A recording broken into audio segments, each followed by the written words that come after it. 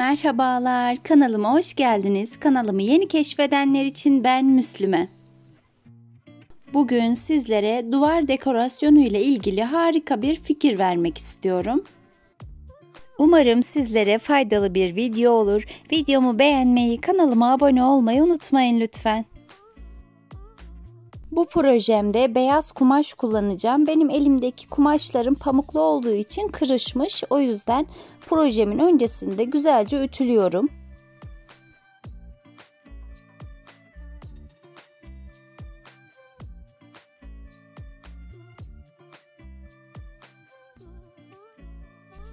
Gerekli olan malzemeleri şu şekilde kabataslak bir göstereyim.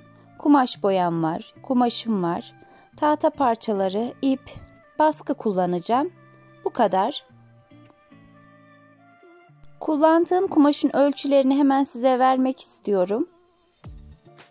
39 santime 30 santim.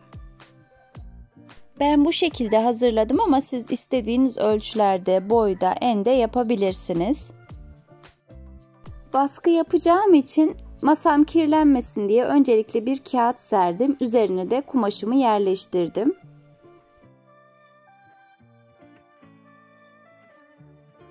Üzerinde farklı şekilleri olan bir küpüm vardı. İlk olarak bununla yapmak istedim. Kumaşa uygulamadan önce ilk olarak kağıt üzerinde denediğimde şekil çok fazla hoşuma gitmedi. Daha sonra da görmüş olduğunuz bu yıldızla denedim.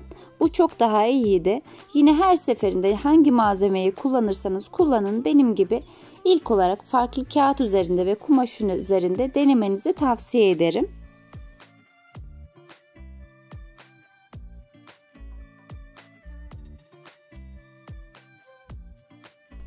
Bu malzememiz ile baskımız çok güzel oldu. O yüzden kumaşın üzerine uygulamaya başladım.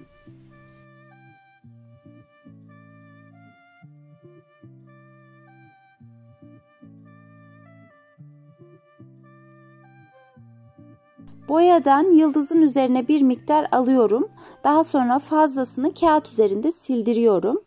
Kumaşa uyguladıktan sonra tekrar boya almadan ikinci kez kumaşa basıyorum ki hafif açık siyah ve koyu siyah olarak iki ton ortaya çıktı.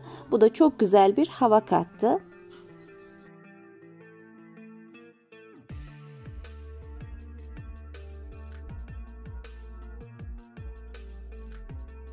Hemen ikinci kumaşıma da baskı yapacağım.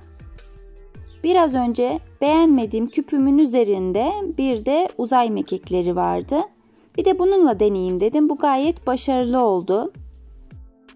İlla ki elinizde bir malzeme olmak zorunda değil. Patatesi bile oyarak, şekil vererek istediğiniz desenleri yapabilirsiniz. Ben bunlarla uğraşamam veya el becerim yok, yapamam derseniz direkt desenli bir kumaş bile kullanabilirsiniz. Ama bunları yapmak da ayrı bir keyif, çok eğlenceli oluyor. Yapmanızı tavsiye ederim. Görmüş olduğunuz gibi boyalarım kurumuş. Hemen kaldığım yerden projeme devam ediyorum. Bu şekilde çift katlayıp ütüleyeceğim.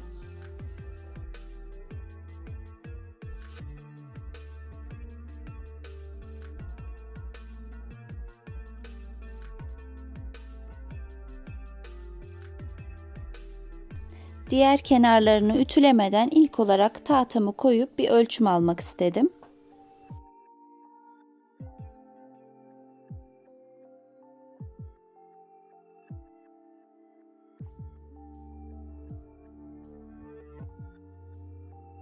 Ben bu şekilde yapıyorum ama siz ilk olarak kumaşınızı güzelce baskılarsınız, dikersiniz, ona uygun bir tahta kesip direkt yapıştırabilirsiniz. Ama benim çok fazla tahtam olmadığı için elimde bulunan tahtaların ölçüsünde bir kumaş yapmak istedim. Kumaşımı ütüleyip hazırladıktan sonra sıra geldi dikime. Görmüş olduğunuz gibi köşelerimi makasla kesiyorum ki potluk oluşmasın. Ben daha şık ve profesyonel dursun diye dikiş makinesiyle dikiyorum. Dikiş makineniz yoksa eğer düz dikiş olarak direkt el yordamıyla da dikebilirsiniz. veya çok daha pratik olsun isterseniz silikon tabancasıyla veya kumaş tutkalıyla yapıştırabilirsiniz.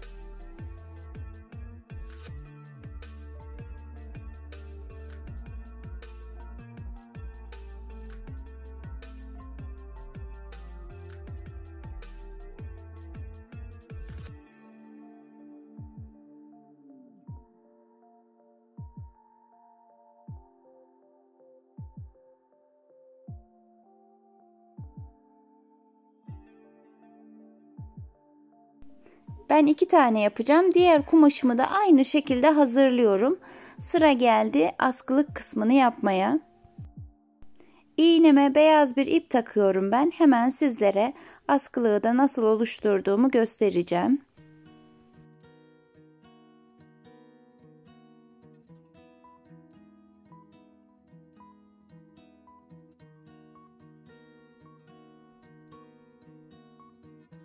Şu anda kullanmış olduğum iğne işleme iğnesi. Yani burnu birazcık küt. O yüzden biraz zor geçiyor kumaşa. Ama arka kısmı biraz geniş olduğu için bu ipimi rahat takabilmek adına bu iğneyi tercih ettim.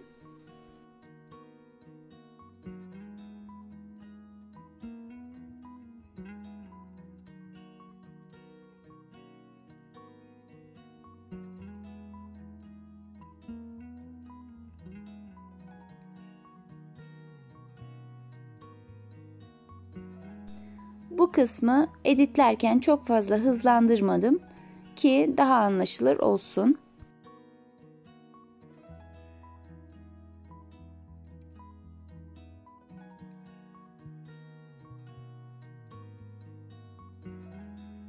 Bir tarafını bağladıktan sonra şimdi kullanacağım askının büyüklüğünü ayarlıyorum. Daha sonra da fazla kalan ipimi makasla kesiyorum.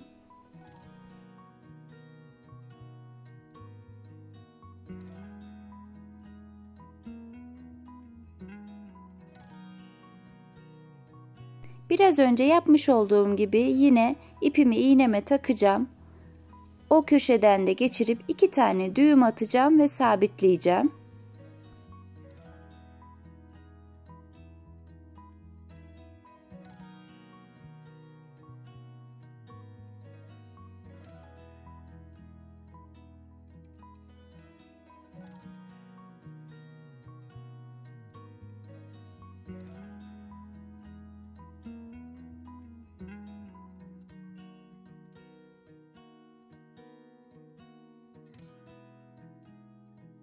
Bu kısmı da tamamladıktan sonra sıra geldi projemin son aşamasına.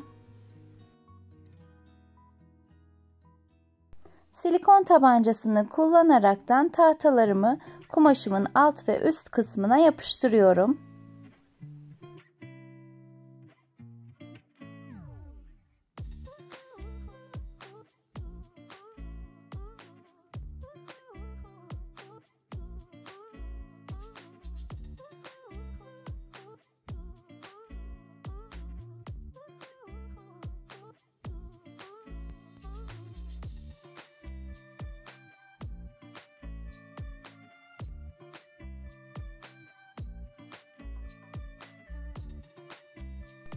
Minik ipleri tahtanın altında kalacak şekilde ilk önce kumaşıma yapıştırıyorum.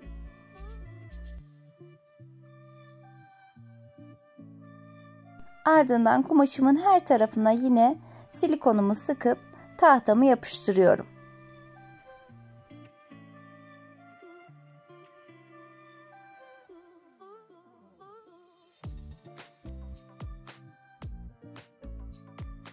Normalde minik ip parçalarını arkada kalacak şekilde bağlayabilirsiniz ama bu şekilde yaptığınızda hem ön hem de arka kısım çok temiz çıkıyor.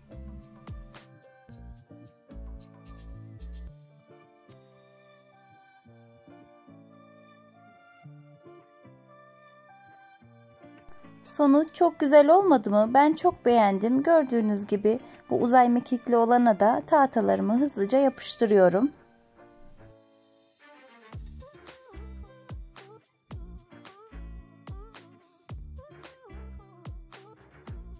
Bir de sizlere Trendyol'dan almış olduğum puantiyeleri göstermek istiyorum. Bunları da aynı şekilde duvar dekorasyonunda kullanacağım. Kanalımı takip edenler bilir, bahçemize tiny house bir ev yapıyoruz. Evimiz bitmek üzere. İç dekorasyonu için de bu şekilde çalışmaları şimdiden hazırlamaya başladım. Evimiz tamamlandıktan sonra iç temizliğini yaparken, ayrıyeten dekorasyonunu yaparken yine sizlerle paylaşmaya çalışacağım. Umarım faydalı bir video olmuştur. Beğenmeyi, kanalıma abone olmayı unutmayın. Sonraki videoda görüşmek üzere. Sağlıcakla kalın. Hoşça kalın.